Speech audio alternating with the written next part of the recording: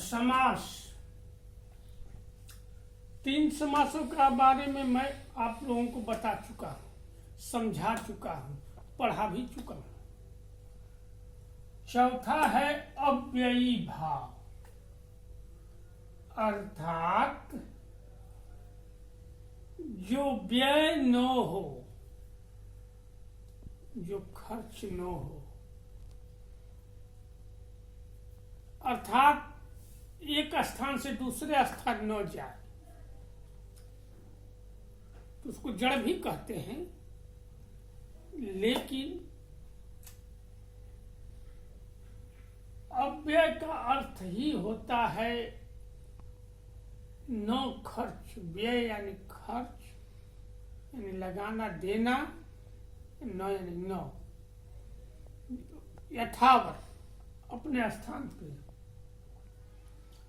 तो जब समस्त पद का पहला पद, समस्त पद मान लीजिए आजन्म, ये देखिए अव्यय हो तो उसके योग से सारा समस्त पद अव्यय बन जाए तो अव्ययी भाव होता है। पहला पद अव्यय हो, समस्त पद का पहला पद अर्थात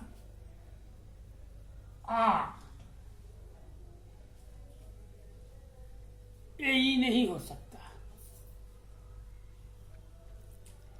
इसमें जन्म, आ जुड़ा और जन्म, आजन्म, अर्थात जन्म से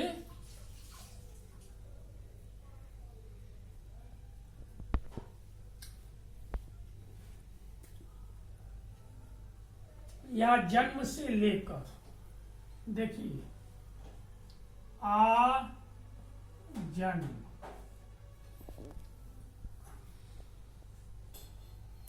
जन्म से लेकर आजीवन, आजीवन, जीवन पर्यंत,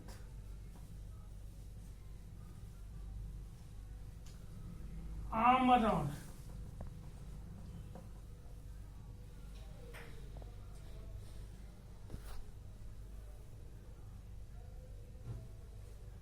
मृत्यु पर्यंत तक, यहां भी तक,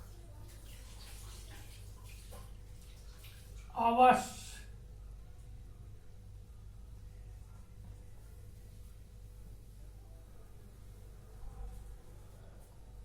निश्चित,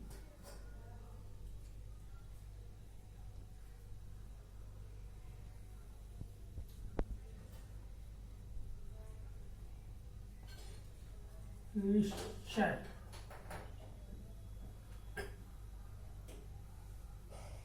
तक,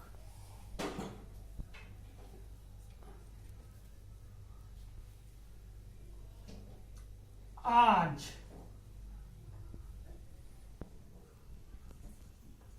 कल,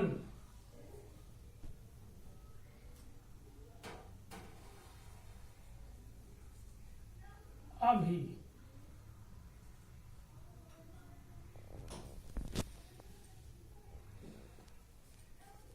अब, कल,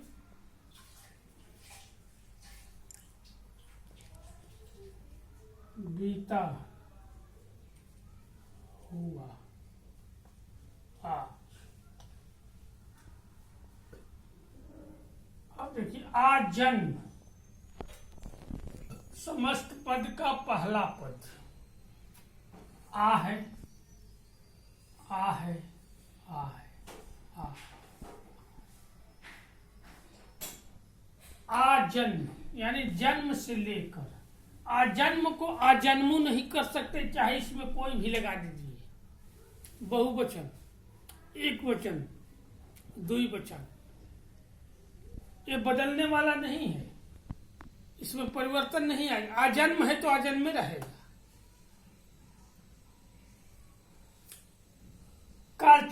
काल परिवर्तन करिए तो भी नहीं बदलेगा। आजीवन भी नहीं बदलेगा, आजीवनु नहीं हो जाएगा, आजीवनी नहीं हो जाएगा। चाहे कोई भी वचन प्रयोग कर लीजिए, बहुवचन, एक वचन, द्विवचन, बहुवचन, कोई भी। आमरण, आमरणी, आमरणो, आमरणे, अर्थात मृत्यु पर्यंत तक। आमरण का अर्थ ही होता है मृत्यु पर्यंत तक, मृत्यु पर्यंतों तक नहीं होगा, मृत्यु नहीं होगा, ये नहीं बदलेगा। पहला पद है आ, अवश्य, निश्चय तक। अवश्य नहीं हो सकता, चाहे कुछ भी लगा लीजिए इसमें। आज रहेगा, आज कल नहीं हो सकता, आजू नहीं हो सकता, आज ही नहीं हो सकता, बाबा नहीं हो सकता, कुछ नहीं हो सकता। आज तो आज है, अभी, अब। तो ये है अव्ययी भाव, जिसका परिवर्तन हो नहीं सकता। चाहे वचन, लिंग, कारक के आने के बाद भी परिवर्तन नहीं होगा।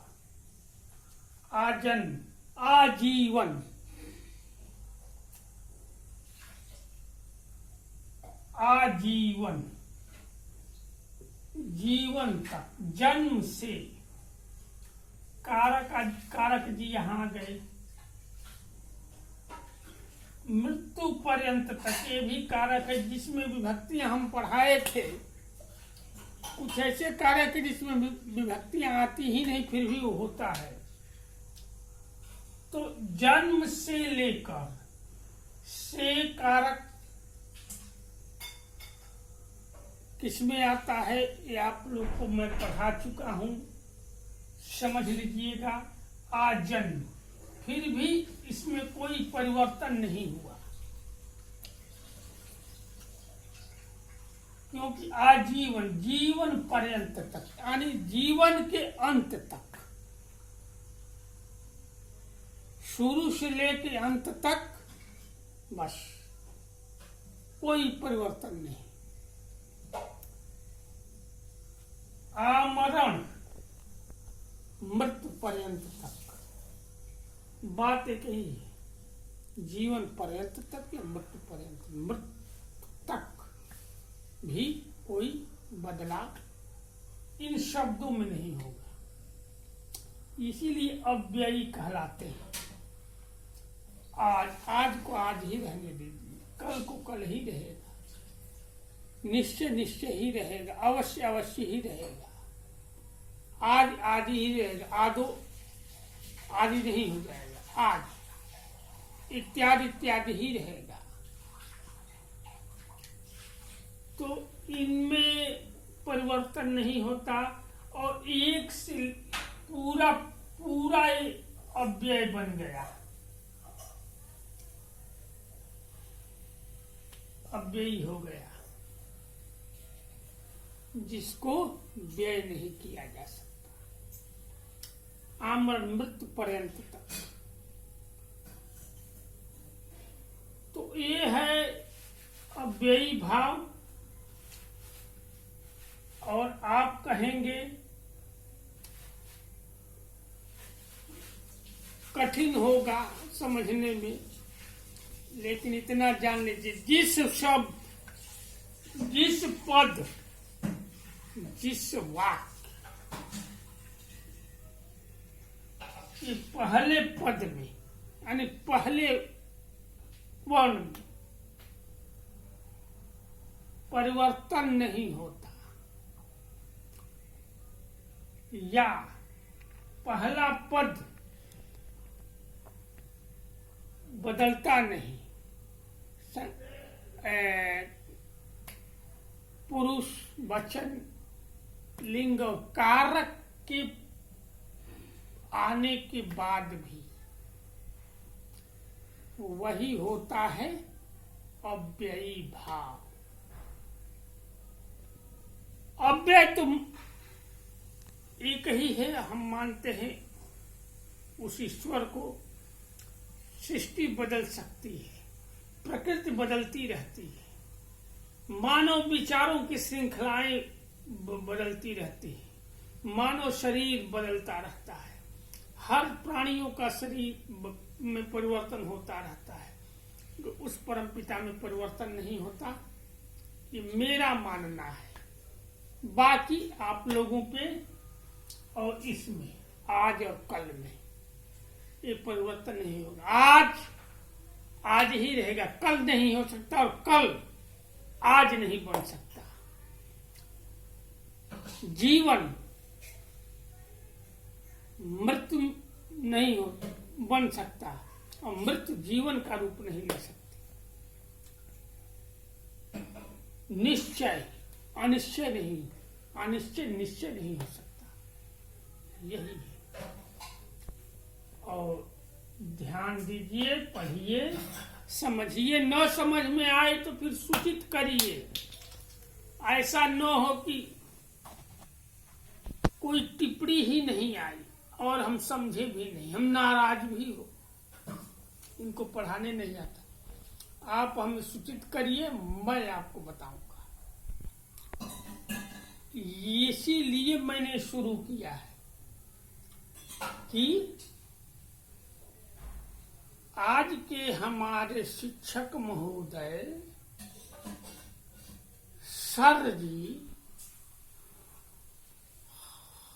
हेलो हाय करने वाले पहले के नहीं कह रहे हैं, आज नहीं बताएंगे या बताना नहीं चाहते। जो भी हो तो समझिए और हमको सूचित करिए, टिप्पणियां करिए। तब तक के लिए विदा।